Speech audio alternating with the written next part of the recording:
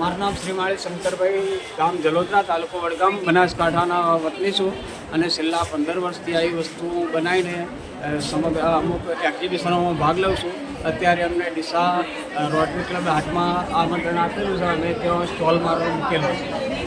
હું નારિયેળમાંથી અલગ અલગ જાતની ડિઝાઇનો બનાવું છું અને એનું વેચાણ કરી દરેક ગુજરાતના દરેક શહેરોમાં, મોટા મોટા શહેરોમાં એક્ઝિબિશનોમાં ભાગ લઈને એનું વેચાણ કરું છું.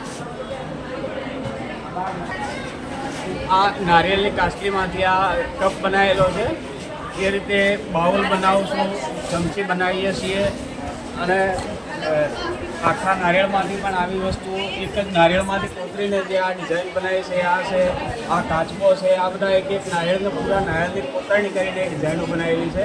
એ રીતે ગણપતિ બાપા છે, નાગદાતા છે, પછી શિવલિંગ છે, પક્ષીઓ, પ્રાણીઓ, આ કૂકડાને આ બનાવતા મને લગભગ એના 10 દિવસ એના પાછળ સમય મેં કાઢેલો છે, જે શરૂઆતમાં હું બનાવતો એ વખતે. અને સ્પેશિયલ કાસલીમાંથી જ ટોટલી વસ્તુ બનાવેલી છે. એ સિવાય શિવલિંગ પણ શ્રાવણ મહિનામાં લોકો લઈ જતા હોય છે, જે કાસલીના પૂરેપૂરો કાસલીનો ઉપયોગ કરીને એને શિવલિંગ બનાવેલું છે, જે શ્રાવણ મહિનામાં લોકો પૂજા માટે લઈ જતા હોય છે. જે રીતે આ પક્ષીઓની જોડ છે, જે બનાવવામાં સમય લાગે છે, પરંતુ આ 1500 અમારો આ શેર લેતા છે.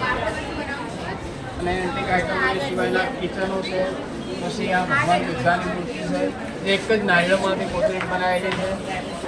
જે રીતે હું અલગ અલગ પ્રકારના પ્રાણીઓ, હાથી, ગણપતિ બાપા એવી વસ્તુઓ પણ બનાવું છું, ફૂલદાનીઓ બનાવું છું, પછી વાંખીઓ બનાવું છું અલગ અલગ ડિઝાઇનોમાં, જે લોકોને વધારે પસંદ આવે છે.